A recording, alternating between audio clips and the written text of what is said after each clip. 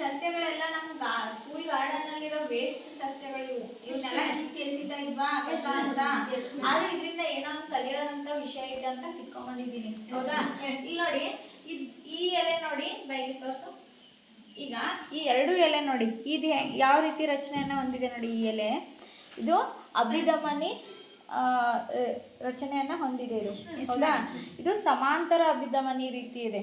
ಸಮಾಂತರ ಅಭಿಧಮನಿ ಅಂದ್ರೆ ಇಲ್ಲಿ ನೋಡಿ, ಇದು ಇಲ್ಲಿ ಸಮಾಂತರ ರೀತಿಯ ರೇಖೆಗಳು ಕಾಣಿಸ್ತವೆ ನಿಮ್ಗೆ ಈ ಎಲೆಯಲ್ಲಿ. ಹೌದಾ? ಇಲ್ಲಿ ಹಂಗಲ್ಲ. ಇಲ್ಲಿ ಹೆಂಗಂದ್ರೆ ಇಲ್ಲಿ ಮಧ್ಯ ಅಲ್ಲಿ ಇಲ್ಲಿ ಆ ಥರ ಬಂದಿರುತ್ತೆ. ಈ ರೀತಿ ಎರಡು ರೀತಿಯ ಎಲೆಗಳ ಆಧಾರದ ಮೇಲೆ ನಾವು ಈ ಯಾವ ಸಸ್ಯಗೆ ಯಾವ ರೀತಿ ಬೇರನ್ನ ಹೊಂದಿರುತ್ತೆ ಅನ್ನೋದನ್ನ ಕಂಡುಹಿಡ್ಕೋಬಹುದು. ಅದು ಯಾವ ರೀತಿ ಕಂಡುಹಿಡ್ಕೊಳ್ಳೋದು ಅಂದ್ರೆ, ಈಗ ಅಭಿಧಮನಿ ರೀತಿಯಲ್ಲಿ ಎಲೆಗಳ ರಚನೆಯನ್ನ ಹೊಂದಿರುವಂತ ಜಾಲಾಕೃತಿಯಲ್ಲಿದ್ರೆ ಅಲ್ಲಿ ತಾಯಿ ಬೇರನ್ನ ಹೊಂದಿರುತ್ತೆ. ಹೌದಾ? ಅದೇ ಸಮಾಂತರ ಅಭಿಧಮನಿ ಜಾಲಾಕೃತಿ ಹೊಂದಿರುವಂತ ಎಲೆಗಳಾಗಿದ್ರೆ ಅಲ್ಲಿ ತಂತು ಬೇರನ್ನ ಹೊಂದಿರುತ್ತೆ. ಹೌದಾ? ತಾಯಿ ಬೇರು ಹೆಂಗಿರುತ್ತೆ ಅನ್ನೋದನ್ನ ನೋಡೋಣ. ಇಲ್ಲಿ ನೋಡಿ, ತಾಯಿ ಬೇರು ಹೆಂಗಿರುತ್ತೆ ಅಂದ್ರೆ ಒಂದು ಮಧ್ಯದ ಒಂದು ದೊಡ್ಡದಾಗಿರೋ ಬೇರು ಬಂದಿರುತ್ತೆ. ಆ ಬೇರಿಗೆ ಮತ್ತೆ ಸೈಡು ಚಿಕ್ಕ ಚಿಕ್ಕ ಬೇರುಗಳು ಬಂದಿರ್ತವೆ ಈ ರೀತಿ. ಹೌದಾ? ಇದನ್ನ ನಾವೇನಂತ ಕರಿತೀವಿ? ತಾಯಿ ಬೇರು. ಅದೇ ತಂತು ಬೇರು ಹೆಂಗಿರುತ್ತಂದ್ರೆ ಒಂದೇ ಅಲ್ಲಿ ಗಿಡದ ಕಾಂಡದಿಂದಾನೇ ಎಲ್ಲ ಬಂದ್ಬಿಟ್ಟಿರ್ತವೆ ಈ ತರ. ಮೇನ್ ಯಾವುದು ಆಮೇಲೆ ಸಬ್ ಯಾವುದು ಅಂತ ಗೊತ್ತಾಗಲ್ಲ ಇಲ್ಲಿ. ಈ ರೀತಿ ಇದ್ರೆ ಇಂಥದನ್ನ ನಾವೇನ್ ಕರಿತೀವಿ?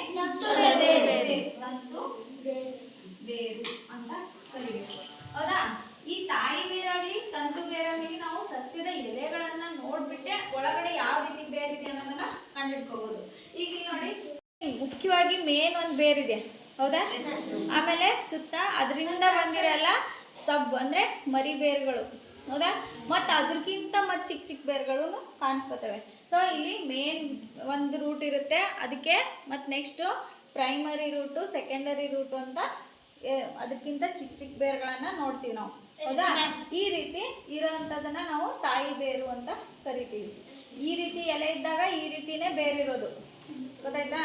ನೆಕ್ಸ್ಟ್ ಇನ್ನೊಂದು ಯಾವ್ದಂದ್ರೆ, ಇದನ್ನ ಹೇಳಿದ್ನಲ್ಲ ಹುಲ್ಲು, ಇದರಲ್ಲಿ ಸಮಾಂತರ ಅಭಿಧಮನಿ ಜಾಲಾಕೃತಿಯನ್ನ ಹೊಂದಿರುತ್ತೆ ಈ ರೀತಿ ಎಲೆಗಳಲ್ಲಿ. ಈಗ ಕಬ್ಬು, ಜೋಳ, ಮೆಕ್ಕೆಜೋಳ ಆ ಥರ ಎಲ್ಲ ಗಿಡಗಳು ನೋಡಿದ್ದೀರಾ? ಅವೆಲ್ಲ ಸಮಾಂತರ ಅಭಿಧಮನಿ ಜಾಲಾಕೃತಿಯನ್ನ ಹೊಂದಿರ್ತವೆ. ಹೌದಾ?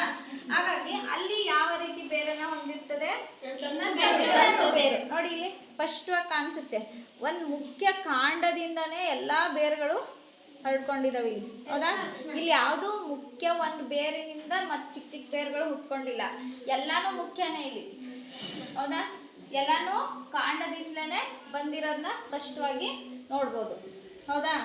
ಈ ರೀತಿ ನಾವು ನಮ್ಮ ಸುತ್ತಮುತ್ತಲಿರೋ ಅಂತ ವಸ್ತುಗಳಲ್ಲೇ ಸುಮಾರು ವಿಷಯಗಳನ್ನ ನಾವು ಕಲ್ತ್ಕೋಬಹುದು. ಅದನ್ನೇ ಹೇಳೋದು ಏನಂದ್ರೆ ವಿಜ್ಞಾನದ ಅದ್ಭುತ ಪ್ರಪಂಚ. ಇದು ಬರೀ ನಾವು ಸಸ್ಯಗಳಲ್ಲಿ ಮಾತ್ರ ಅಲ್ಲ, ತೇಲುವ ವಸ್ತುಗಳು, ಮುಳುಗುವ ವಸ್ತುಗಳೆಲ್ಲ ಮಾತ್ರ ಅಲ್ಲ, ಇನ್ನು ಎಷ್ಟೊಂದು ದಿನನಿತ್ಯ ನಡೆಯುವಂತ ಚಟುವಟಿಕೆಗಳಲ್ಲೇ ನಾವು ವಿಜ್ಞಾನವನ್ನ ಕಾಣಬಹುದು. ಗೊತ್ತಾಯ್ತಾ? ಎಲ್ಲರಿಗೂ ಈ ರೀತಿ ನಿಮ್ಮ ದಿನನಿತ್ಯ ಜೀವನದಲ್ಲಿ ಯಾವ ರೀತಿ ವಿಜ್ಞಾನ ಅಡಗಿದೆ ಅನ್ನೋದನ್ನ ಕಂಡುಹಿಡ್ಕೊತೀರಾ? ಹಾಗಾಗಿ ಪ್ರತಿಯೊಬ್ರು ವಿಜ್ಞಾನಿಗಳೇ, ಆದ್ರೆ ವೈಜ್ಞಾನಿಕ ಚಿಂತನೆಯನ್ನ ಬೆಳೆಸ್ಕೋಬೇಕು. ಮಾಡ್ತೀರಾ ಇನ್ಮೇಲಿಂದ? ಓಕೆ.